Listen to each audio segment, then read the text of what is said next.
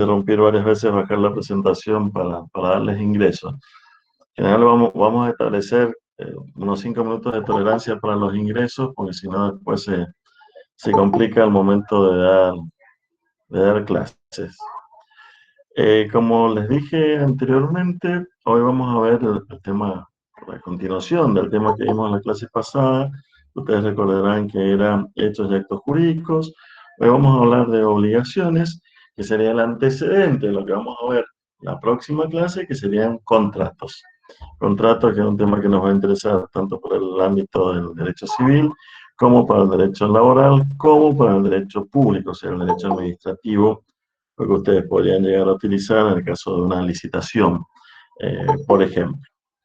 Pero bueno, para poder llegar a ese concepto, esa figura del contrato, de todo lo que implica, primero tenemos que entender cuál era su evolución, que es lo que vimos en la clase pasada, que era ese famoso acto jurídico, ese hecho humano, voluntario, lícito, que buscaba, que perseguía generar la relación jurídica o la situación jurídica. Y muchas veces como consecuencia de ese acto jurídico, que lo habíamos diferenciado del simple acto ilícito en la intencionalidad que tenían unos u otros, tenemos que ver cuál es la consecuencia jurídica, o sea, qué es lo que se persigue a través de ese acto jurídico, que muchas veces son derechos y obligaciones precisamente. Derechos es la parte fácil de entenderlo, porque estamos hablando de derechos en un sentido subjetivo, es decir, como una facultad, una prerrogativa del sujeto, y la obligación es lo que por ahí ofrece un poquito de mayor dificultad, porque en general el problema que existe es que la mayoría de nosotros entendemos como la obligación como simplemente como un derecho, o sea, perdón, como una obligación como algo que se debe hacer, ¿no? Algo que realmente estamos exigidos, compelidos a cumplir. Y la obligación es un poco más que esa carga que podemos llegar a tener. Esto es lo que no quería, empezar la presentación y tener que cortar. Bien, ¿ahí ven bien la presentación? Sí, sí. Sí, profe. Fantástico. Bien, entonces, como les decía, lo que vamos a ver hoy son las obligaciones. Y como les estaba diciendo, precisamente, generalmente el concepto que hay en la calle, el concepto que se conoce o que todos tenemos asumido, es la obligación siempre como una contrapartida del derecho. Y dentro del derecho no es ese el concepto. Porque, ¿qué es lo que pasa?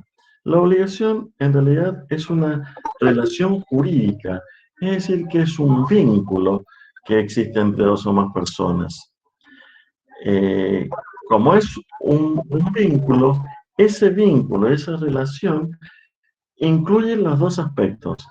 Tanto la obligación, es decir, la carga, la conducta que está exigida, como también incluye la otra cara de la moneda, que sería el derecho, es decir, la prerrogativa de poder exigir una determinada conducta.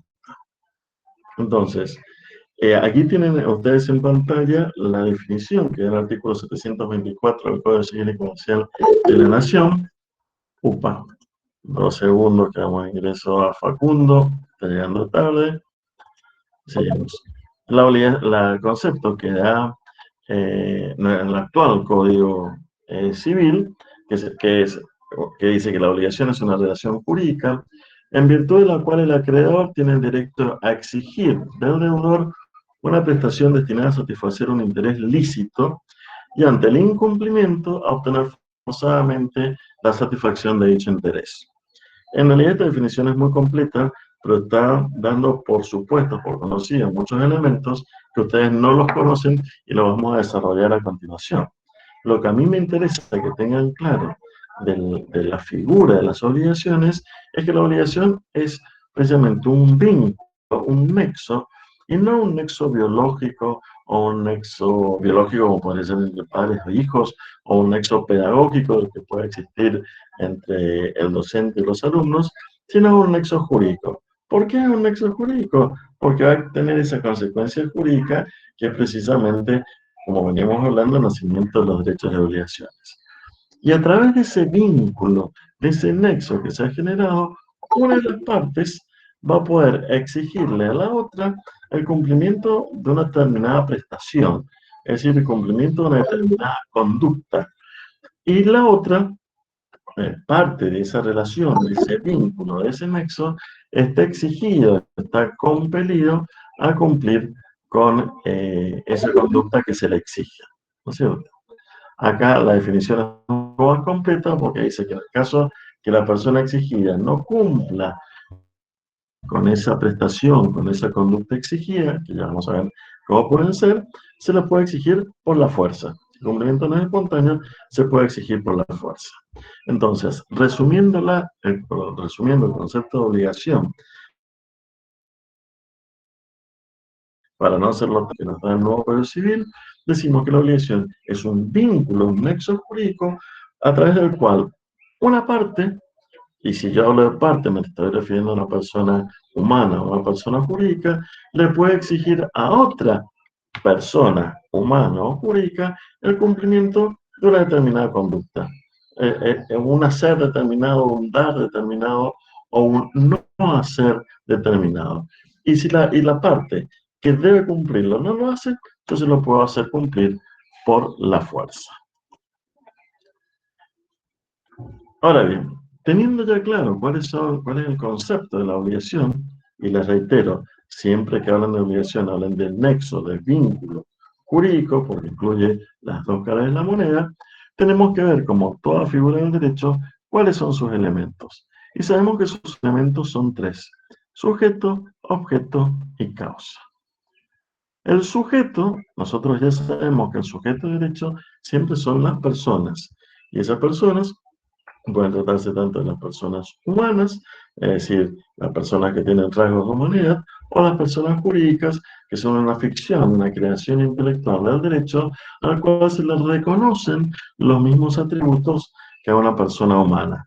Me refiero a que tengan nombre, que tengan capacidad, que tengan estado, etc.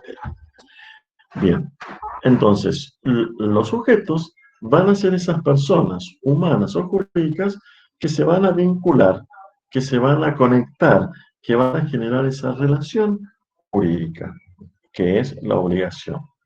Y obviamente, como venimos diciendo a través de la propia definición, nosotros tenemos, como en la mayoría de las relaciones que se pueden dar en esta vida, dos tipos de sujetos. Un sujeto activo, que es aquel que puede exigir el cumplimiento de una determinada conducta, que es también el denominado acreedor. Por ejemplo, es el sujeto que a favor del cual se ha librado un cheque. Entonces, ese sujeto puede exigirle a quien suscribió, a quien firmó el cheque, que cumpla con ese pago. Un acreedor también podría ser el patrón que contrata a un empleado o un obrero. Le puede exigir que cumpla con su trabajo, con la actividad que tiene que hacer y que se ha comprometido a hacer. O un acreedor surgir de un contrato civil, por ejemplo, de una compraventa, cuando le puede exigir a la concesionaria que le entregue el auto que la concesionaria se obligó a entregarlo. Entonces, el sujeto activo o acreedor es aquel que puede exigir el cumplimiento de una determinada conducta y puede ser tanto una persona jurídica como una persona humana. Y el sujeto pasivo, también denominado deudor, es aquel que está exigido, es aquel que tiene que cumplir la conducta, es el que tiene que dar, hacer o no hacer una determinada conducta. Por los ejemplos que vimos recién, será el obrero que tiene que cumplir con su trabajo ante el requerimiento. Será el que suscribió el cheque que tendrá que salir y levantar y pagar la suma que dio el cheque, o será la concesionaria que tendrá que entregar el vehículo. Es el que lo tiene que cumplir. Y hemos dicho que si no lo cumple voluntariamente, obviamente se lo puede exigir a través de la justicia para que cumpla con su obligación. Eso es muy fácil de entender, es sencillo, porque se dan todas las relaciones jurídicas y no jurídicas. Sujeto activo y sujeto pasivo. Después tenemos el objeto. El objeto es lo que las partes persiguen obtener o que las partes son exigidas a entregar en este vínculo, en esta relación jurídica. Es decir, el motivo por el cual se vinculan, por el cual están conectadas de alguna forma. ¿No es cierto? Este objeto, esta conducta, que también se denomina prestación, el objeto de las obligaciones se denomina prestación, es el que nos podrá, puede ser de tres tipos. Puede ser una obligación o una prestación de dar, hacer o no hacer. Una prestación de dar puede ser, por ejemplo, cuando tiene que entregar el vehículo, como dijimos recién, o la suma de dinero. Una prestación de hacer es la que puede surgir de una conducta. Dijimos el ejemplo del contrato de trabajo, pero también podría ser en un contrato, en una locación de obra o en una locación de servicios. También hay una prestación de hacer, que es asumir una determinada conducta. Y una prestación de no hacer es, por ejemplo, generalmente surge de la ley, no pasar un semáforo en rojo o no construir industrias en zonas residenciales o no hacer ruido en horas de la siesta. Todas esas son obligaciones de no hacer, ¿cierto? Cualquiera sea la naturaleza del objeto, o sea, cualquiera sea el tipo de prestación que se debe cumplir a través de este vínculo jurídico que es la obligación, como al igual que los actos jurídicos, como vimos en la clase pasada, tienen que cumplir sí o sí estas características, estos requisitos, porque si no cumplen estos requisitos, la prestación va a ser nula, y si el objeto de la obligación es nula, la obligación es nula. Si la obligación es nula, significa que no existe, es decir, que no se puede exigir el cumplimiento de aquella depende. Ya hemos dicho que las características son que el objeto tiene que ser determinado o determinable. Un objeto es determinado cuando está definido, acotado, delimitado. Yo no me puedo obligar a entregar un auto. Yo me obligo a entregar un Fiat 500 modelo 2004, color amarillo huevo, ¿no es cierto? Está determinado, está acotado. Yo no me puedo obligar a entregar una suma de dinero en forma genérica. Yo me obligo a entregar 100 pesos, 20 pesos, 1.000.000 de pesos, ¿no es cierto? Pero muchas veces yo no puedo acotar con tanta precisión, con tanta exactitud la prestación. Entonces, ¿qué hago? Tengo que recurrir a parámetros, a pautas que me permitan determinarlo, acotarlo o definirlo al momento del pago. En nuestro país es algo bastante común con todo el problema monetario que siempre tenemos. Entonces, si yo no quiero perder el poder adquisitivo de una cuota que se realiza en forma mensual, anual, ¿no es cierto? ¿Qué hago? Establezco que al momento de pago de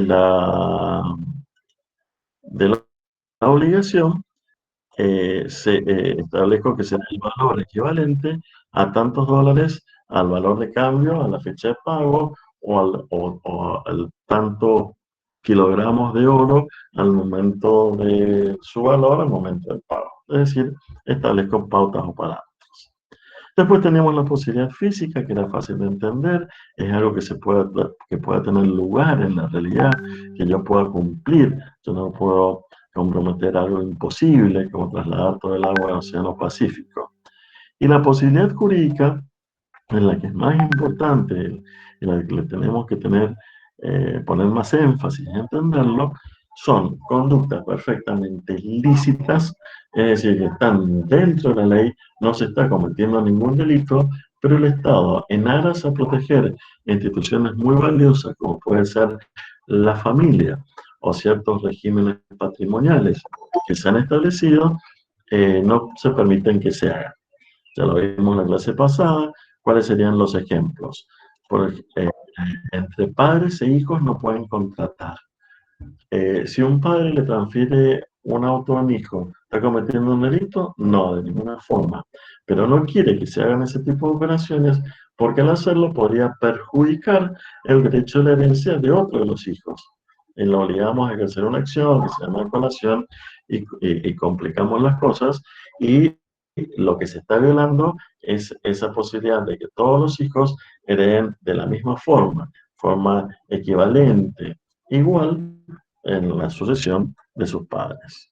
Otra imposibilidad jurídica, también lo hemos dicho, es que entre cónyuges no pueden contratar, porque si lo permitimos, se viola el régimen de la sociedad ganancial por el cual lo que aportan los cónyuges en el matrimonio pertenece 50% cada uno, salvo que sea una herencia, sea anterior al matrimonio o sea a título gratuito que no recibido. Pero lo contrario, cada uno tiene 50%. Si le permitimos contratar, esto se cae, no existiría. Y la finalidad que tiene esta definitiva es proteger a la familia. Y hay otro ejemplo de posibilidad jurídica, que quizás también lo van a ver en laboral, es, por ejemplo, que no se pueden contratar a menores de 16 años para hacer trabajos insalubres, por ejemplo, la recolección de basura. Entonces, ¿cuál es la diferencia práctica de un objeto ilícito y un objeto imposible jurídicamente en el caso que di? Que un objeto ilícito sería, por ejemplo, contratar a un menor de 16 años para hacer contrabando. Eso es un delito. Como es ilícito, ese objeto es nulo, la obligación es nula, y por más que el menor haya hecho contrabando, nunca podría reclamar sus honorarios, o sea, el pago de esa conducta, porque se considera que jurídicamente, legalmente, nunca existió. Pero si en cambio un menor de 16 años fue contratado, hizo la recolección de basura, ese contrato se tiene que anular, se va a anular. Pero el menor sí va a poder reclamar sus saberes, porque no era un contrato ilícito, o sea que existió y se debe anular. La otra característica del objeto, dijimos que tenía que ser lícito y explicamos bien la clase pasada que la licitud no solo es conforme a la ley, sino que además no causa daños a terceros, porque yo les expliqué que hay conductas que no están previstas por el legislador como delito, pero que la perversidad humana es tan grande que se pueden dar nuevos ejemplos, ¿no?, de conductas ilícitas. Y les di el ejemplo del cajón de la viuda de Dorrego. Que sea conforme a la moral y las buenas costumbres, está vinculado con el tema anterior, y obviamente tiene que ser enajenable. Que sea enajenable significa que tiene que estar en el comercio, que pueda ser objeto de una transacción.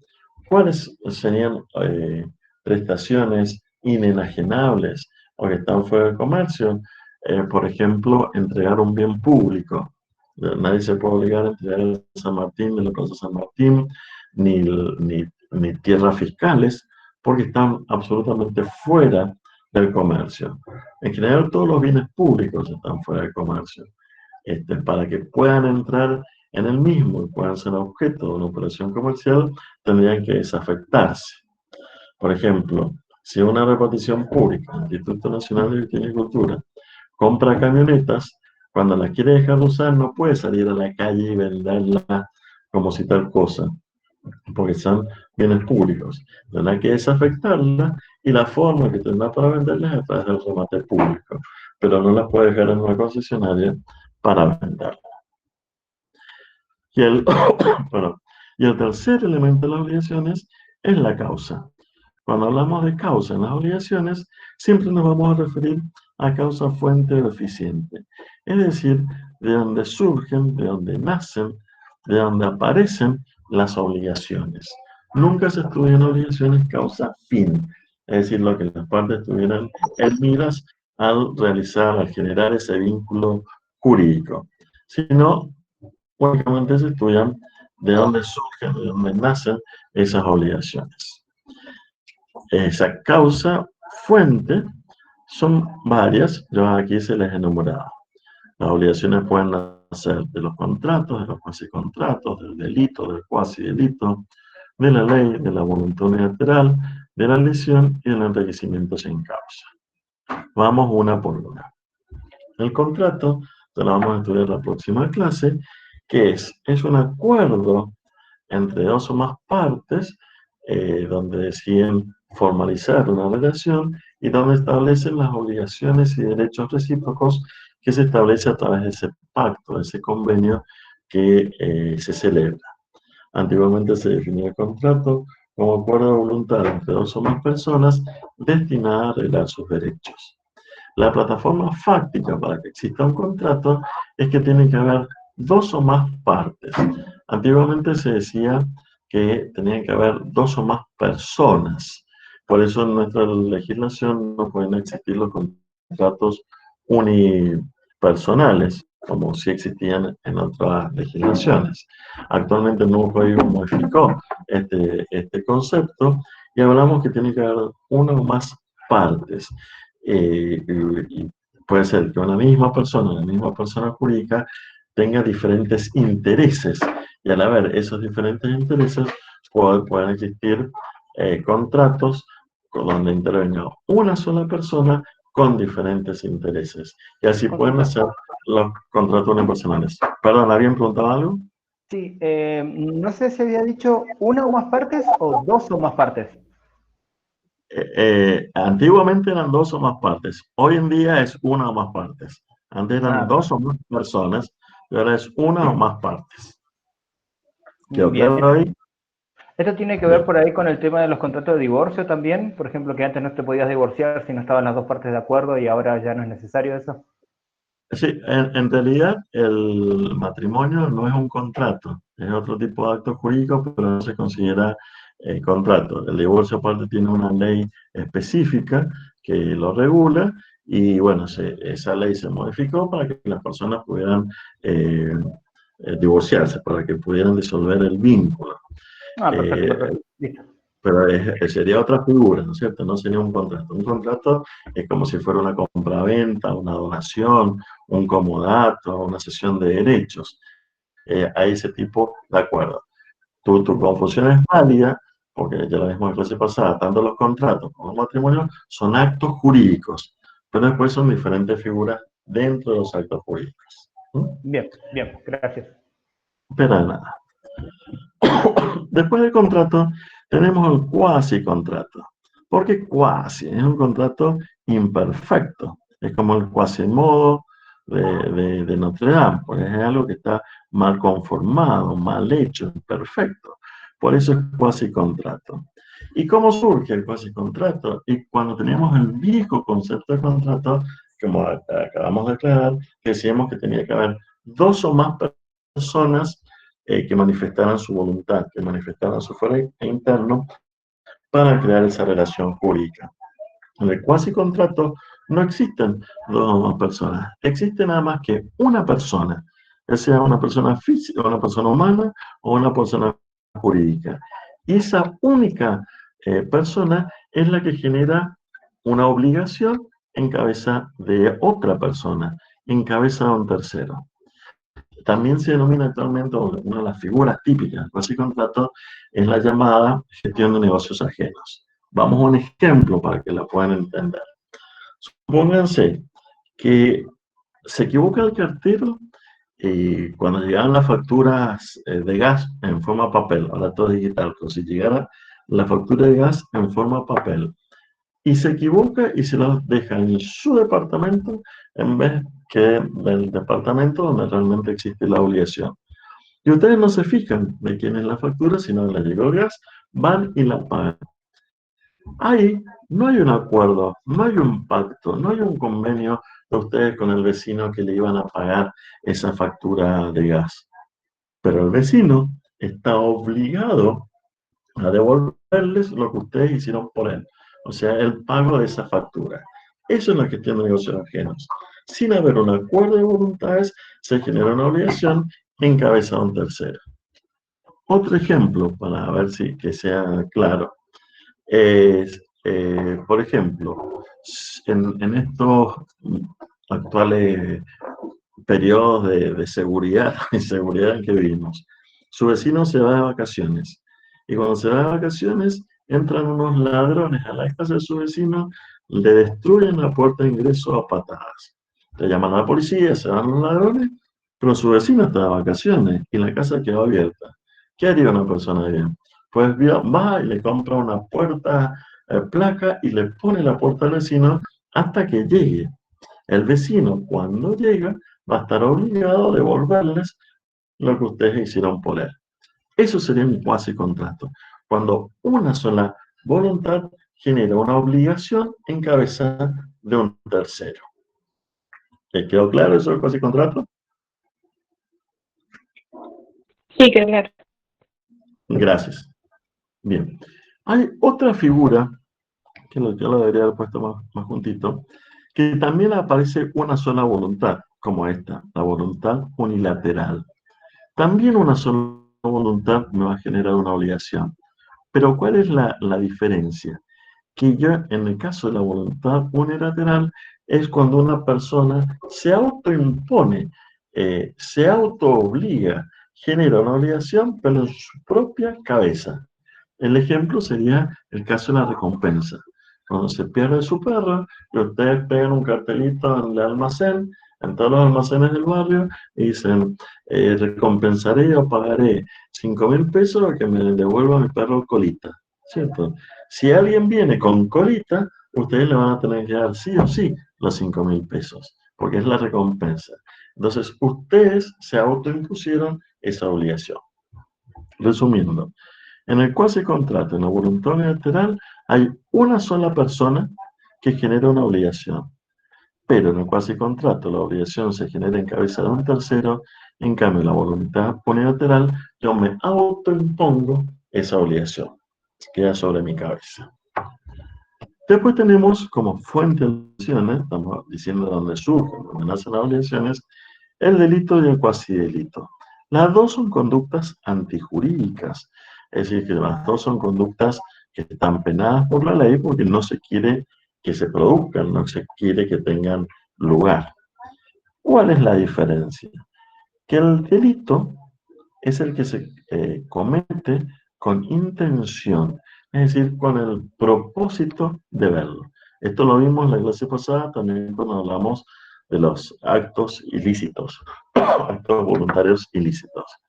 En cambio, el cuasi delito es un delito imperfecto. ¿Por qué? Porque no se comete con intención, se comete con culpa, es decir, se comete con torpeza. No tomo los recaudos, las previsiones que mi conducta exige. Entonces, los dos van a tener una obligación, que va a ser la obligación de reparar el daño causado. Entonces, si es un delito, si yo asesino a una persona, agarro un cuchillo y la mato, voy a tener que pagar una indemnización a los deudos por el daño que causé. Me genera una obligación. Y también me genera una obligación frente a la sociedad de responder frente a mi cuerpo, ¿no es cierto? En cambio, el cuasi delito puede ser una conducta antijurídica, pero no pretendida. Es la que dijimos se puede realizar con negligencia, imprudencia o impericia. Un accidente de tránsito. En el accidente de tránsito yo no quise generar el daño, pero por no tomar las previsiones, por ser inexperto, imperito o negligente, lo ocasiona. Y voy a tener que responder. Nace la obligación de reparar el daño causado. La ley es la principal fuente de las obligaciones. Entonces, en no pasar un semáforo en rojo, en ponerse el cinturón de seguridad, todos esos son ejemplos y pueden tener millones de ejemplos de obligaciones que surgen en la ley. Pagar la pensión alimenticia a mis hijos, o al revés, el tener que pasar una pensión alimenticia a mis padres si están en estado de indigencia, ¿cierto? Son todas fuentes de las obligaciones, las principales. Los ejemplos son innumerables, ¿cierto? La lesión, nosotros ya también lo hemos visto como un vicio del acto jurídico, que es, la lesión es cuando en una relación las dos partes acuerdan algo, pero las prestaciones son absolutamente desproporcionadas, no son equivalentes, no son equiparables, existe un desajuste. siempre doy el ejemplo, pero es el mismo ejemplo, pero es el más claro. En un contrato de alquiler se estila cobrar una multa en el caso de mora, en el caso de retraso del pago del alquiler. Entonces, esa multa generalmente busca paliar el desajuste. O sea, si yo estoy esperando cobrar el alquiler para pagar la tarjeta de crédito, me lo pagan retrasado, la tarjeta de crédito me va a cobrar un interés, entonces generalmente esa multa es para cubrir más o menos el interés. Pero como no hay un límite legal, no está previsto por la ley, y donde la ley no distingue, nosotros no debemos distinguir, no hay ningún inconveniente que pueda establecer que en caso de mora en el pago del alquiler, pague por día 7 u 8 veces el canon del alquiler. ¿Está justificado? De ninguna forma, porque nunca me van a cobrar esos intereses, no hay nada que pueda dar lugar a ese monto, a esa condena, a esa multa, a esa cláusula punitoria. ¿Pero es legal? Sí, es perfectamente legal, porque la ley no lo prohíbe. Y si una de las partes firma un contrato en un estado de necesidad, de urgencia, etcétera, en esas condiciones, ahí está el desajuste. Entonces, la obligación va a ser equiparar esas prestaciones, que hay una justa compensación de intereses y devolver todo lo que se cobró por demás. Y por último, dentro de las fuentes está el famoso enriquecimiento sin causa, enriquecimiento ilícito, que a tanto que hablar nos da nuestros políticos, que es cuando yo no puedo justificar mi aumento patrimonial, el aumento desmedido de mi patrimonio. Si yo sé que tengo un sueldo y sé que puedo comprar una casita en cuotas, ¿no es cierto? Pero yo puedo justificar la adquisición de esa casa que va a integrar mi patrimonio porque puedo mostrar cuáles son mis ingresos y cuáles son las cuotas que pago.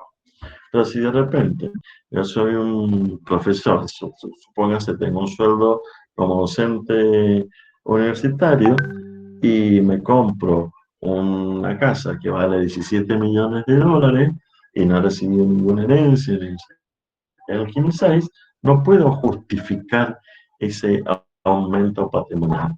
Al no poder justificar ese aumento patrimonial, debo devolver lo que no puedo avalar con la prueba necesaria. También nos podría pasar a cualquiera de nosotros. Si alguien se equivoca y nos deposita en nuestra caja de ahorro, que generalmente está en rojo, 2 millones de pesos, porque se equivocó. Nosotros no podemos salir y gastarnos esos 2 millones de pesos. Tenemos que devolverlo, nuestra obligación es devolverlo a quien se equivocó e hizo mal el depósito. ¿Quedaron claras las fuentes ahí? Yo tengo una duda que me quedó con la parte de lesión. A ver.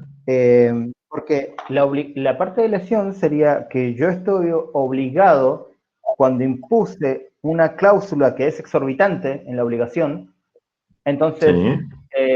la obligación sería que yo devuelva para emparejar eso que yo pedí, vamos a decir, como acreedor. La diferencia. Lo que no se puede justificar. O sea, si la plataforma fáctica de la lesión es que una de las partes esté en una situación de inferioridad, de necesidad, de urgencia, y la otra, aprovechándose de esa situación, ponga una cláusula que no se justifica su valor, ¿no es cierto? Es lo que ustedes han escuchado millones de veces en la calle, las cláusulas leoninas, algo que no se justifica y la otra parte la firma por desconocimiento, ¿no es cierto? Entonces, lo que yo tengo que hacer ahí es buscar un equilibrio en las prestaciones. Es decir, que si yo me demoro un día en el pago del alquiler, no se justifica que pague 7 veces todo el canon del alquiler. Podré pagar 100 pesos, 500 pesos, 1000 pesos, en medio canon del alquiler, según el caso. Entonces, lo que hay que buscar es la justicia, el equilibrio, y debo devolver lo que supera ese equilibrio. ¿Te queda un poco más claro? Claro, o sea, es como una obligación del activo, vamos a decir, de devolver. Claro, es una No obligación es, del no es activo que se transforma en pasivo, tal cual. bien, perfecto. Ese activo se transforma en pasivo. Ahí lo tuviste claro. Perfecto. Bien, bien, muchas gracias. Pero de nada. Bien. Entonces, fíjense cómo ha ido la evolución. Definimos la obligación, después hablamos de los tres elementos de la obligación: sujeto, objeto y causa. Entonces, ahora que ya tenemos la figura, vemos cuáles son los efectos de las obligaciones. ¿Cuáles son los efectos? Son las consecuencias, lo que yo pretendo, lo que yo quiero a través de la obligación, que es el cumplimiento de la prestación, en definitiva. Entonces, el efecto normal de la obligación es que se cumpla con la prestación, que sea una prestación de dar, hacer o no hacer. Yo me contrato para hacer un trabajo, hago el trabajo, estoy cumpliendo con mi prestación de hacer. Entonces no hay ningún problema y no hay ningún conflicto entre las partes. Lo que pasa, muchas veces las partes no quieren o no pueden cumplir con la prestación. Pero como es una obligación legal, existe lo que se denomina la ejecución forzada. Es decir, a través de la intervención de un juez, a través de la intervención de la justicia, se le puede exigir al deudor que cumpla con su prestación. Yo contraté a una empresa para que limpiara mi casa y le pagué sus servicios y no lo realiza, pues yo puedo exigirle a través de la justicia que vaya y me limpie la casa. Si yo tengo un cheque y no me pagan el cheque, pues yo puedo ejecutar ese cheque y me tendrán que pagar y le podrán pagar el auto, le podrán pagar la casa, le podrán pagar el equipo de música para que cumplan la obligación de pago y me entreguen la suma de dinero. Muchas veces no es necesario llegar a la intervención judicial para que obliguen al cumplimiento de la prestación, sino que muchas veces hay leyes o situaciones que se prevé que la ejecución, el cumplimiento de la prestación sea a través de un tercero. Les doy un ejemplo práctico para que lo entiendan. Supónganse, por la ley 6063, la Dirección Provincial de Vialidad sería la que da las líneas de edificación de las casas, ¿no es cierto? Y establece la línea que tiene que haber, que tiene que liberar cada propietario desde su propiedad hasta el eje medio de la calle, que sea una calle, que sea la categoría de la calle, va a ser 10 metros, 15 metros, 30 metros, 50 metros, etc. Ahora bien, si el propietario frentista no tiene sus cercos, su cierre, en la distancia que establece la ley, esos 10, 15, 20, 30 metros, Vialidad puede emplazarlo a que retire su alambrado a la distancia que le exige la ley. Y si él no lo realiza voluntariamente, Vialidad, que tiene el poder de policía, puede ir, retirarle el alambrado a la distancia que tiene que mantener con el eje en medio de la calle y cobrarle a esa persona el trabajo que se vio forzada a dar ante la falta de cumplimiento de su obligación por parte del propietario frentista. ¿Cierto? Uy, que este chico llegó tarde, por Dios. Doña Sabrina Bordón. Y por último, muchas veces que no se puede lograr la ejecución, o aunque se logre la ejecución, pero al necesitar pedir el cumplimiento de la prestación en forma forzada, ¿no es cierto?, o ejecutarla por un tercero, genera daños y todos esos daños se pueden reclamar solicitando el pago de una indemnización, ¿cierto? Supónganse que Vialidad no pudiera avanzar en una obra porque no se había corrido el cerco, yo lo voy a correr el cerco, Vialidad le va a correr el cerco, le va a cobrar el trabajo que significa correr el cerco, pero también le va a cobrar los daños y perjuicios que le reclama la contratista porque no pudo avanzar en la obra, en el desarrollo de la obra, y le generó gastos improductivos. ¿Sí? Bien. Y por último, sabiendo lo que son las obligaciones, sabemos cómo nacen las obligaciones, que son las famosas fuentes que hemos descrito. Tenemos que saber cuándo mueren, cuándo se extinguen todas las obligaciones. Son muchísimas las causales de muerte de las obligaciones, yo se las reduje a las más importantes. La forma normal de extinción, de muerte de una obligación, es el pago. ¿Qué es el pago? Es simplemente el cumplimiento de la obligación, el cumplimiento de la prestación. Es una prestación de dar, hacer o no hacer. Entonces, pago va a ser sí, cuando tengo que entregar una suma de dinero. Pero también es pago cuando yo tengo que hacer un trabajo que me comprometí en una relación laboral o en una locación de servicios. Pero también es pago cuando yo no cruzo el semáforo en rojo, ¿cierto? Simplemente pago como genérico, como modo de extinción de las obligaciones, es el cumplimiento de la prestación que yo debo asumir. Después tenemos lo que se denomina el pago propiamente dicho, que es cuando mi prestación, mi obligación, consiste en entregar una suma de dinero. Por ejemplo, lo que puede surgir en una compra-venta, que tengo que entregar a una sesión de derechos onerosa, que debo entregar una suma de dinero. Esos son muy fáciles de entender.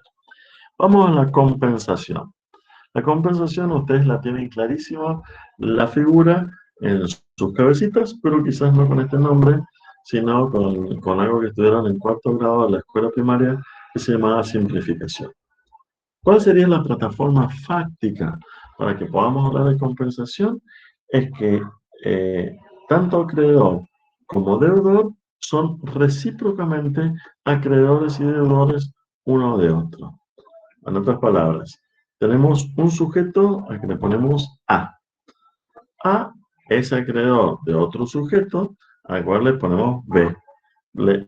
A le puede reclamar a B como acreedor 100 pesos. Pero a su vez, B también es acreedor de A y le podría reclamar a 50 pesos. Son recíprocamente acreedores y deudores entre sí. Sería absolutamente ridículo que tanto A como B se reclamaran el total de las prestaciones que se den recíprocamente. Entonces, ¿qué hacemos? Simplificamos. Se extingue la obligación por el límite de la menor. Es decir, si este le debe 100 al otro y el otro le debe 50, pues se extingue el 50 pesos que tiene la obligación de 100 y solamente queda 50 pesos que le debe al primero. Eso es muy fácil de entender. La simplificación, la compensación. La transacción es una figura que es la figura hermana de la compensación, porque también es la misma plataforma fáctica. Ambas partes se deben recíprocamente una prestación. Son recíprocamente acreedores y deudores. Pero la diferencia entre la transacción y la compensación es que mientras en la compensación las obligaciones son perfectamente claras, están determinadas, dijimos que A le debía a B 100 y B le debía A 50, están determinadas, en la transacción no están determinadas. Son lo que se denomina, son litigiosas o dudosas. No se pueden establecer con precisión. La transacción es una forma normal y habitual de concluir, por ejemplo, una causa judicial. ¿Por qué? Porque en un juicio las dos partes tienen algo de razón. Si no, no se puede trabar la litis, no se puede crear juicio. Las dos partes tienen algo de fundamento para reclamar algo u oponerse al progreso de un reclamo. Y es el juez el que tiene que determinar cuál de las dos partes tiene mayor razón. Por eso las demandas es muy raro que prosperen o progresen en un 100%. Las demandas generalmente prosperan en un 70, en un 80% y son rechazadas en otra parte porque algo de razón tenía la parte demandada, ¿cierto? Entonces, yo no sé si le debo 50 o 70 mil pesos a mi acreedor, y el acreedor no la tiene clara si el sueldo le debe 80.000 o 60.000 pesos. Entonces, es litigioso, es dudoso, tiene que probarse, tiene que comprobarse. Entonces, yo puedo llegar a un acuerdo, puedo llegar a una negociación, porque somos acreedores y deudores recíprocas. Las dos partes ceden algo, porque para llegar a una transacción, las dos partes tienen que ceder de sus pretensiones y dicen, bueno, establezcamos de común acuerdo que la deuda en realidad son 65.000 de este para el otro, ¿no es cierto? Entonces, se determinan y se extinguen las obligaciones, las diferencias de esas obligaciones litigiosas o dudosas. La prescripción, ustedes la conocen bien también. La prescripción es la extinción de la obligación por el mero transcurso del tiempo. La prescripción como institución es absolutamente legal, pero a ojos de varios, entre los que me incluyo, es algo absolutamente inmoral, porque yo estoy perdonando el pago de una obligación nada más que porque pasó el tiempo, y eso no está bien. ¿Pero por qué? ¿Cuál es el fundamento? Que es lógico, que es entendible. La prescripción existe porque yo tengo que dar seguridad jurídica. Es decir, no puedo tener una persona eternamente angustiada porque sabe que tiene que pagar una obligación. Entonces, si el acreedor no se preocupa en reclamar el pago de su deuda en forma diligente y ha sido negligente en tratar de cobrar su deuda, no lo voy a tener por qué premiar al acreedor y tener al deudor angustiado porque no puede hacer frente a esa deuda. Entonces se extingue por solo paso del tiempo. En el caso de las multas de tránsito, si la municipalidad o la dirección de tránsito transcurre, según el caso, 3 o 5 años y no inició el apremio, no inició las acciones tendientes a lograr el cobro de esa multa, de esa deuda, se extingue la obligación. Después no me lo va a poder reclamar, ¿no es cierto? ¿Por qué? Porque no fue lo suficientemente rápido, diligente, no le interesó en el cobro de esa deuda, entonces no tengo por qué castigar al deudor. Esta prescripción que nosotros estamos viendo acá se llama prescripción liberatoria, porque en realidad libera la libertad al deudor. Existe otro tipo de prescripción que se denomina prescripción adquisitiva. Ustedes quizás lo conocen como subcampeón o como título supletorio, que es cuando se puede, por ejemplo, adquirir el dominio de una propiedad por el paso del tiempo, más la posesión, más el animus domini, es decir, la gana de ser dueño. Si yo tengo el terreno al lado de mi casa desocupado, no se parece al dueño, yo voy, lo cerco, empiezo a pagar los impuestos por ese terreno, o sea, me comporto como si fuera el dueño, porque quiero serlo, y transcurren 20 años, yo le podré solicitar al juez que me dé el título de propiedad de ese terreno, ¿cierto? ¿Por qué? Porque durante 20 años el verdadero titular no se preocupó en defender, cuidar, proteger su propiedad. Entonces yo debo privilegiar, proteger a quien sí tiene interés en hacerlo y de hecho lo hizo. Otra forma de extinción, de muerte de las obligaciones, es la novación. ¿Novar qué significa? Renovar, ¿no es cierto? Es hacer nacer de nuevo. Entonces, supónganse en los títulos de crédito, un cheque o un pagaré, generalmente tiene una fecha de vencimiento. Se vence la fecha de pago es tal día, y el cheque o el pagaré. Y yo voy a pagar en ese momento y no tengo los fondos para hacerlo. Entonces, ¿qué hago? Puedo ir a mi acreedor y decirle, no puedo hacer frente a mi deuda.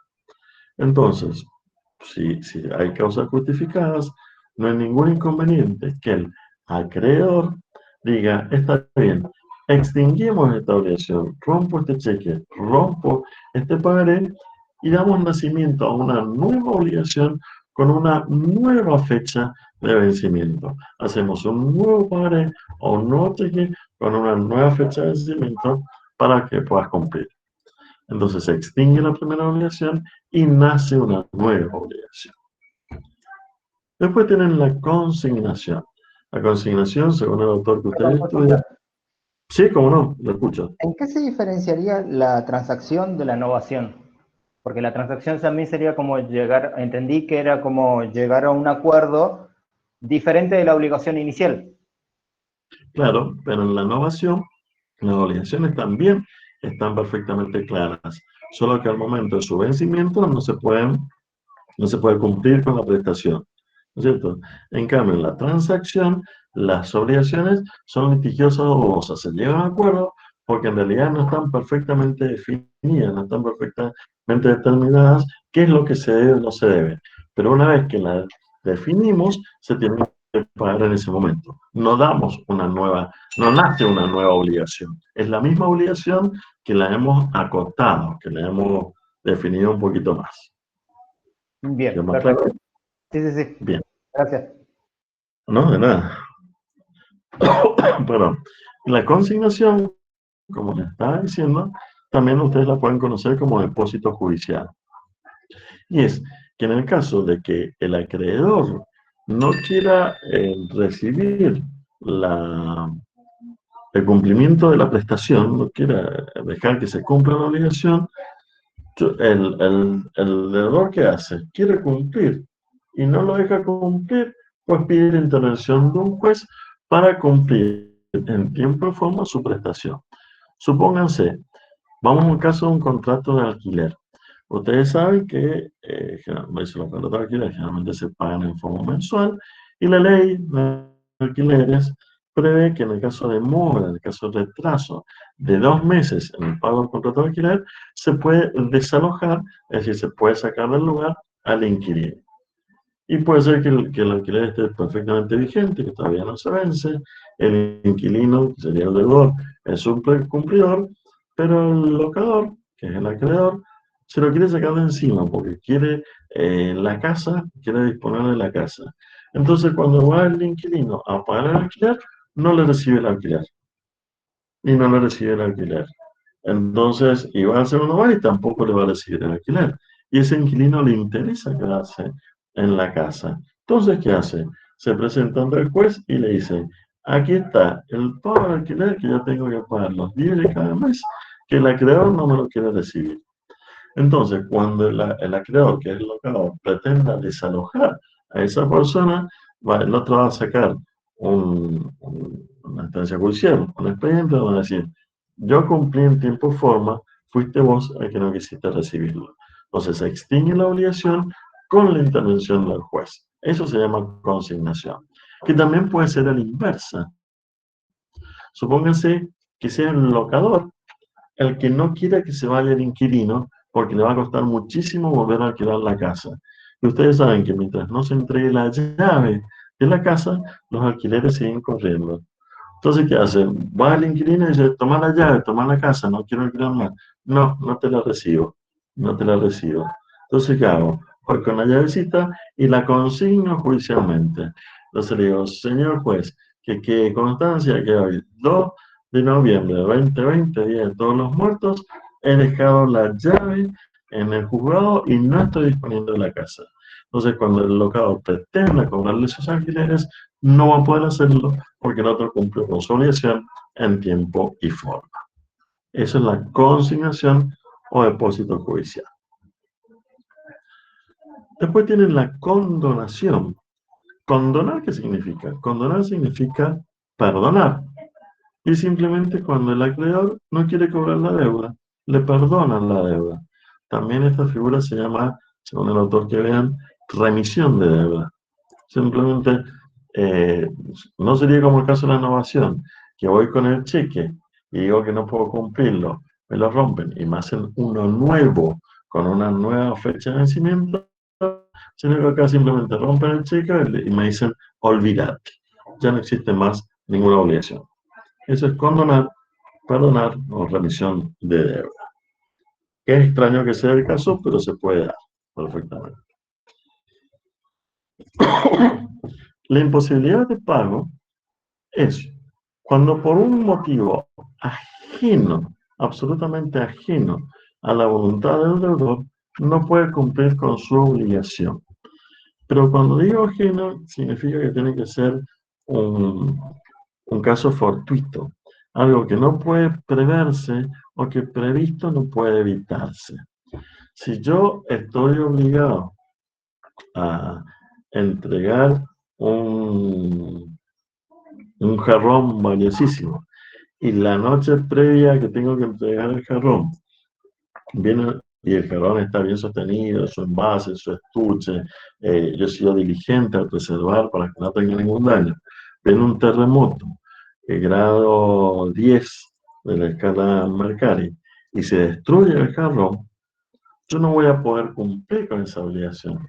Pero eso no es por voluntad del acreedor, sino que es una causa ajena a su voluntad. Entonces no se podrá exigir el cumplimiento de la obligación y esa obligación se extingue, esa obligación muere, porque hay imposibilidad de pago.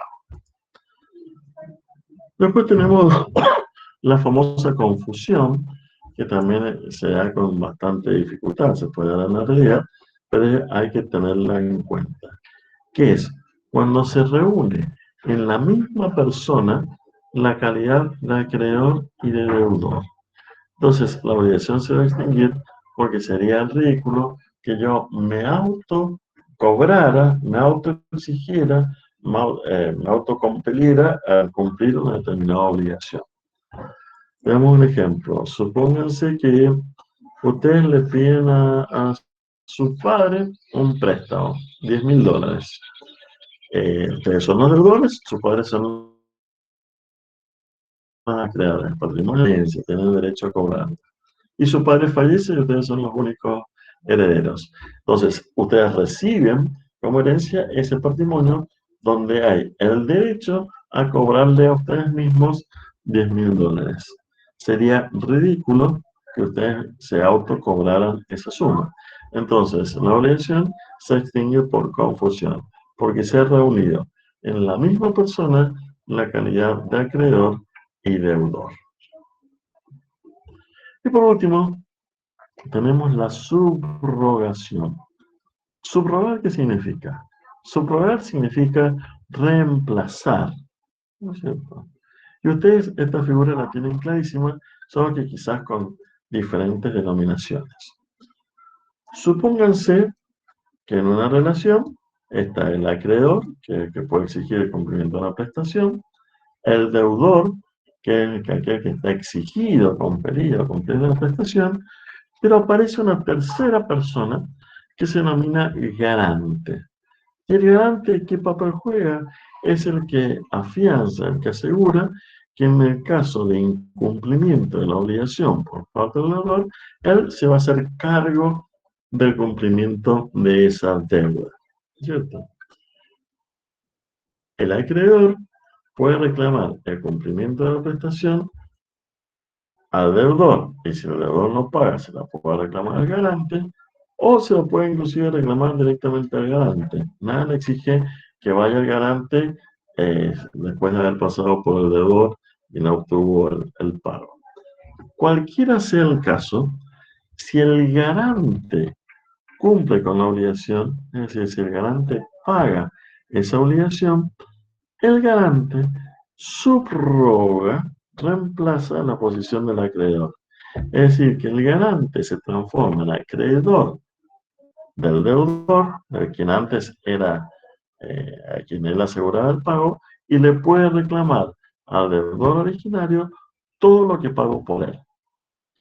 Entonces, la obligación garante cumple la obligación originaria y al cumplirla desaparece ya de la relación el acreedor originario porque su crédito fue satisfecho, le pagaron la obligación y entonces el garante se transforma en acreedor y puede reclamarle al deudor lo que pagó por él. ¿Quedó claro este concepto? ¿Sí? Sí, se entendió, se entendió. ¿Se entendió? Bien. ¿Qué dudas tienen? ¿Qué dudas tienen? ¿Qué podemos aclarar? Todo quedó claro.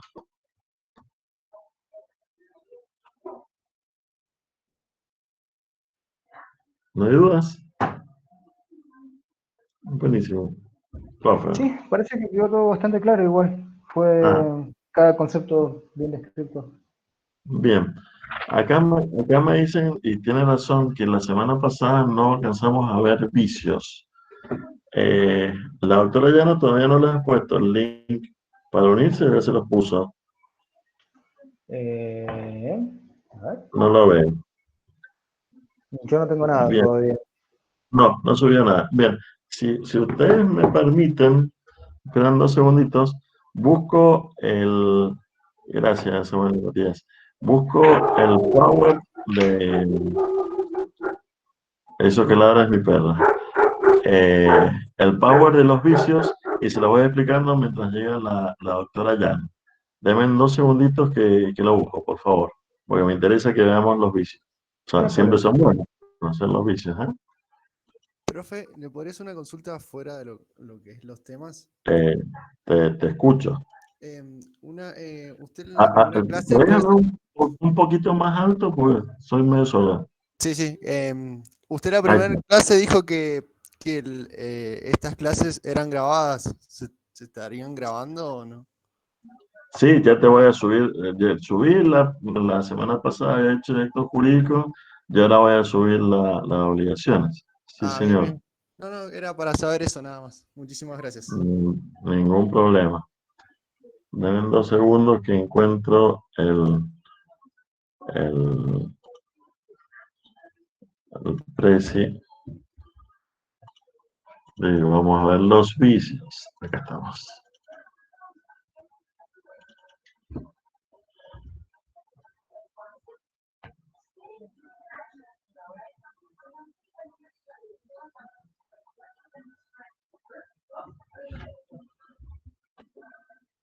Es cierto que nos vimos vicios en la clase pasada. Sí. Bien. Bien. Ahora. Denme 2 segundos que yo vuelva donde estábamos con ustedes. A ver si me sale la presentación. Toda la pantalla.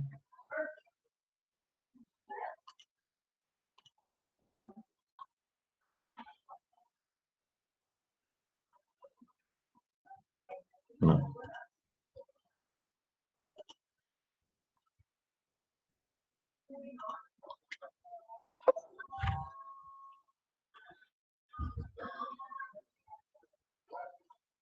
¿Ahí se ve la presentación o no? Sí, se ve. ¿Sí se ve? Bien, gracias. Vamos a los vicios. Ahí estamos en los vicios. ¿Se ve bien?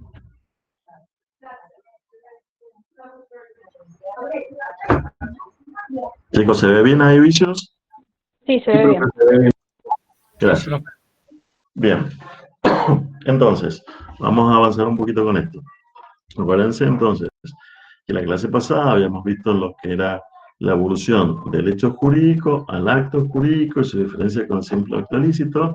Hemos dicho que el acto jurídico era el hecho malo, voluntario, ilícito, que tenía por fin inmediato ser nacer, modificar, transferir, extinguir obligaciones o generar las relaciones o las situaciones jurídicas. Después habíamos visto los elementos de los actos jurídicos. Habíamos dicho que tenía 3 tipos de elementos de requisitos.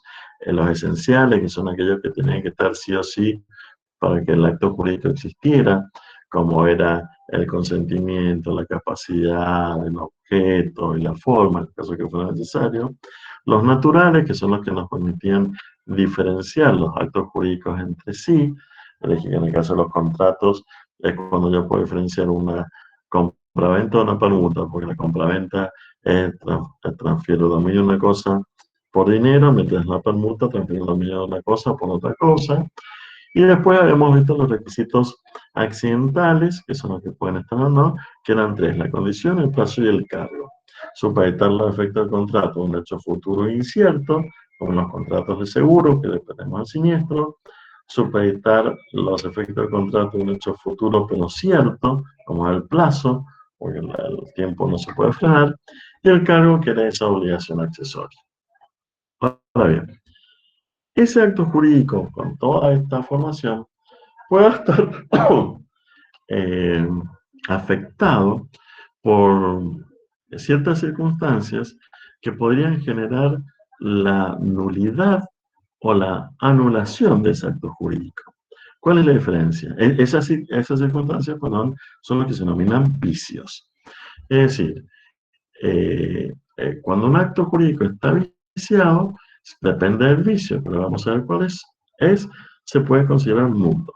Si el acto jurídico es nulo, se considera que es inexistente. Si es inexistente, significa que no puede generar ningún efecto. Es decir, que no puede generar esos derechos y obligaciones que estamos persiguiendo, que estamos buscando. En cambio, hay otros tipos de vicios que no son tan graves, no son tan perjudiciales. Entonces vamos a considerar que el acto jurídico sí existe, pero tenemos dos alternativas: o convalidarlo cumpliendo las falencias o los defectos que tiene el acto jurídico, o anulándolo. Entonces los vicios son esas circunstancias que afectan a su validez, a la validez del acto jurídico, o que se produzcan los efectos del acto jurídico. ¿Los vicios cuáles son? El error, el dolo, la violencia, la lesión, nuevamente la simulación y el fraude. Empecemos por el principio. Vamos al primer vicio, el denominado error. Error, como su nombre lo indica, significa equivocarse en algunos de los elementos del acto jurídico que estoy celebrando.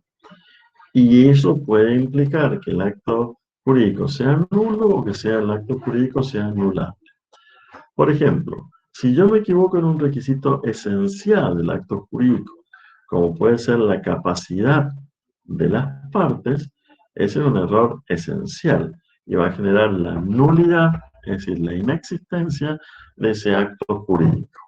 Por ejemplo, si yo quiero estar celebrando un contrato con una persona que es plenamente capaz, tiene capacidad de derecho y de ejercicio, pero resulta que es menor de 18 años, o resulta que está declarado insano porque tiene mal de Alzheimer, ese acto jurídico no va a tener validez, va a ser inexistente porque hay un error esencial, no un requisito esencial. Ahora bien, si yo me equivoco en un requisito accidental, como puede ser la condición o el plazo, puede ser anulable, porque si yo me contrato, por ejemplo, un seguro, y yo estoy convencido que contraté seguro contra terceros transportados, robo e incendio, total y parcial, y en realidad contraté contra terceros transportados nada más, eso es un error sobre un elemento accidental, no hace al acto jurídico en sí. Entonces yo puedo o anularlo o completarlo, ¿no es cierto? Pero ese acto jurídico se considera que sí es existente. Entonces, error, como dijimos recién, es simplemente equivocarse sobre algunos de los requisitos de ese, ya sea esenciales o accidentales del acto jurídico. El dolo es, en materia de vicio, sinónimo de engaño. En realidad la definición es muy bonita, la que da el código, porque dice que es todo ardid, maquinación, astucia, destinado a engañar a otro y generarle una consecuencia jurídica que no es querida por la otra parte. Tengan cuidado con la palabra dolo, porque nosotros la hemos visto con otra acepción, que es cuando la utilizamos como sinónimo de intención. ¿Se acuerdan cuando hablamos de los actos ilícitos que pueden ser dolosos y culposos? Los dolosos son los intencionales y los culposos son los realizados con negligencia, con torpeza. Acá dolo tiene otra acepción, otra significación, se utiliza como sinónimo de engaño. Entonces, ¿cuál sería el engaño? Supónganse, yo tengo una tía ricachona, muy vieja y muy rica, y le digo, ay tía, firmamos un autógrafo, le pongo un carbónico abajo, y lo que estoy haciendo es un testamento para que me deje toda su fortuna. Eso es un engaño, una maquinación, un ardid que yo he tenido, y mi tía obviamente no quiere dejarme toda su fortuna. Entonces va a generar la nulidad, es decir, la inexistencia de ese acto jurídico. Pero ¿qué es lo importante en el dono? Que ese daño tiene, ese engaño, ese ardid, esa macunación, tiene que ser grave y tiene que ser determinante. Es decir, no puede ser una simple mentirilla, una mentirilla blanca. Tiene que ser realmente un engaño, pergeñado, algo realmente grosero, engañando a la otra persona, confundiéndola y haciéndola hacer algo que en sus cabales jamás hubiera realizado y que tenga ese efecto no querido por la persona. Pero para determinar la gravedad y que sea determinante, se tiene muy en cuenta la preparación de la persona engañada.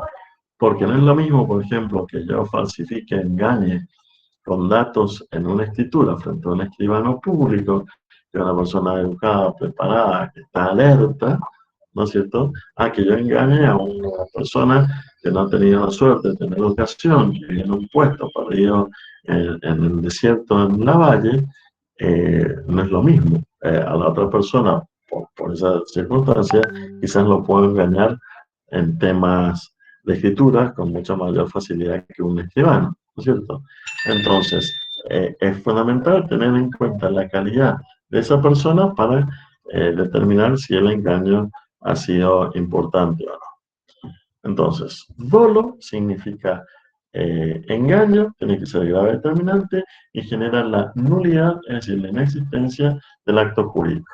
Pero una cosa muy importante, ese engaño no tiene que ser recíproco, porque si es recíproco, las dos partes se perjudican y el acto se considera válido. Por ejemplo, si yo digo que estoy vendiendo un auto en perfectas condiciones y en realidad está fundido, y la otra parte dice que lo compra con plata de curso legal y en realidad son billetes falsos, ahí el engaño es recíproco, se neutraliza el daño y el acto es válido. La violencia es el vicio que atenta contra uno de los elementos de la voluntad. ¿Se acuerda que habíamos visto que los elementos de la voluntad eran tres? Discernimiento, intención y libertad. ¿La violencia contra qué atenta? Contra la libertad. Es cuando yo no puedo hacer lo que yo quiero hacer, ¿no es cierto? Porque hay una presión externa, física o psíquica que me impide hacerlo. Esa violencia externa, física o psíquica es la violencia. Cuando a una persona se casa porque tiene una escopeta en la panza, ahí no está decidiendo por sí. Tiene una presión física que le está obligando a hacerlo. Entonces esa no se considera que es voluntaria. Y la otra, cuando les dije, si alguien me dice, hace tal cosa, porque lo contrario publico las fotografías, o sea, a la hora que salen tus hijos de la escuela, tampoco se actúa libremente, entonces tampoco el acto es voluntario, porque está afectado por el vicio de la violencia. La lesión la vimos recién. El vicio es cuando una de las partes, aprovechándose de la necesidad, de la inexperiencia de la otra, genera un acto jurídico donde no hay esa equivalencia, esa justa compensación de intereses. Entonces yo puedo o compensarlo o anularlo, dejarlo sin efecto. Lo vimos recién también como fuente de las obligaciones. Vamos a la simulación. ¿Simular qué es? Aparentar un acto jurídico cuando en realidad estoy realizando otro tipo de acto jurídico o estoy aparentando datos que no se corresponden con la realidad. Por ejemplo, puede haber simulación si yo estoy realizando una compra-venta, pero como quiero ahorrarle impuestos con LAFID, les digo Disculpe, que... profesor. Sí, perdón, me escucha. Disculpa que le interrumpa. La profesora ha puesto ya el link para la clase, así que creo que deberíamos... Aquí, a ver, ya la aviso, son 5 puntos más, me faltan No hay simulaciones. problema, le aviso que ya lo publicó en... Te agradezco muchísimo que me hayas publicado. Ya le aviso a Florencia que entran en 5 minutitos. Florencia, nos faltan 5 minutos, ya ahí te libero los chicos. En 5 minutos a las y 10 son todos tuyos. Gracias por avisar. Entonces, la simulación, como les iba diciendo, es aparentar un acto cuando en realidad estoy realizando otro. Les decía que quiero evadir impuestos, les digo que es una donación que es gratuita para no pagar los impuestos que corresponden a una compra-venta. O cuando falseo una ficha de fallecimiento de una de las personas. Pero la simulación termina siendo un delito porque puede llegar a configurar inclusive lo que se conoce como una estafa, y algunos también autores la califican como un delito civil. Fíjense en un caso de simulación que me tocó a mí, que se lo explico brevemente, pero es importante para que les quede claro la figura. Ahí está esperando la doctora ya. Bien. Entonces, les voy a esperar 5 minutos. 2 hermanos. Los padres hacen un anticipo de herencia a la casa familiar, que era una casa muy importante. Adelante, un gran jardín con una casa chiquita. Con uno de los hermanos, los padres se separan, le dejan la casa grande y un jardín chiquito a uno de los hermanos, gran parte del jardín, o todo el resto del jardín con la casa chiquita al otro hermano. Una distribución equitativa, todos felices. El hermano que de la casa grande se había casado, ya vivía en la casa grande, y el otro hermano que estaba soltero vivía con la madre, ya vive en la casa del fondo. Decide casarse el hermano que vivía con la madre, casado casa quiere, obviamente la mujer no va a querer vivir con la suegra, entonces ¿qué decide? Y tampoco puede dejar a la madre sin techo. ¿Qué es lo que decide? Pues bien, que buscó adquirir una casa a través de un crédito hipotecario y tener esa casa y mientras tanto dejaba a su madre en una casita que le correspondía. Entonces, ustedes saben que para sacar esos créditos hipotecarios en general hay que acreditar que uno no tiene bienes inmuebles. Entonces, ¿qué sucedió? Recurrió a la persona de mayor confianza, a su hermano, y le dijo, yo te transfiero la casa del fondo, quedo sin bienes patrimoniales, solicito el crédito hipotecario y cuando me escrituren la casa, vos me devolvés la casa del fondo. Todos de acuerdo, todos felices. Hacen la gestión, le dan la casa, una persona muy cumplidora, pagó, escritura la casa, y cuando escrituró la casa, en el interín ya se había muerto la madre, le pide que le devuelva la casa del fondo y le dice que no. Y eso que se había hecho todo perfectamente en una escribanía muy respetable, muy importante, donde estaba la transferencia de la casita chiquita al hermano de la casa de adelante, con un contradocumento, con la firma certificada por el mismo escribano, donde el hermano de la casa de adelante se obligaba a devolverle la casa chiquita cuando se cumpliera la condición que era que tuviera su nueva casa escriturada. Pero ¿qué pasó? ¿Qué es lo que dijo el juez? Dijo, miren muchachos, los dos son unos bandidos, pero es mucho más grave el daño generado por el hermano de la casa chiquita, porque con su operación, con este engaño que realizó, perjudicó a todos los terceros potenciales acreedores de un crédito hipotecario al cual nunca van a poder acceder ahora y nunca van a poder tener su casa, o sea, perjudicó a la sociedad en su conjunto. Es mucho más grave esa conducta que el hermano de la casa adelante, que al único que perjudica es a su propio hermano. En definitiva, dijo que no volvía para atrás la operación y el hermano de la casa adelante se quedó con las dos casitas. ¿Cierto? Así que todo esto va a que tengan muchísimo cuidado con las simulaciones. Es aparentar un acto jurídico cuando en realidad no se está haciendo o se está haciendo algo diferente porque puede tener consecuencias bastante dañinas. Y finalmente, fraude. Fraude significa cuando yo vacío mi patrimonio para no responder frente a mis acreedores, o no responder frente a mis acreedores.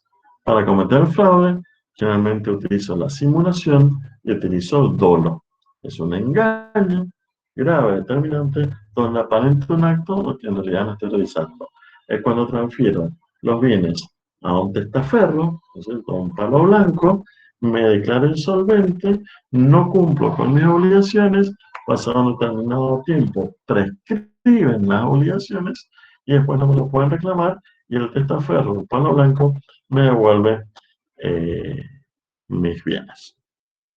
El fraude también es un delito, porque es el delito de estafa. ¿Quedó más o menos claro los vicios? ¿Sí? Sí, Fantástico. perfecto. También, Bueno. también me dio varias ideas por ahí. Está bien. Cositas por acá. Voy a hablar con mi hermana. Claro, tengan cuidado, no confíen en nadie ni en la derecha. La mejor consejo. Chicos, los dejo con la doctora Yana. Muchas gracias por escucharnos. Nos vemos. Muchas Saludos, profe. Que ande bien, muchas gracias. Nos vaya lindo. Chao, hasta luego. Chao, hasta luego. Suerte.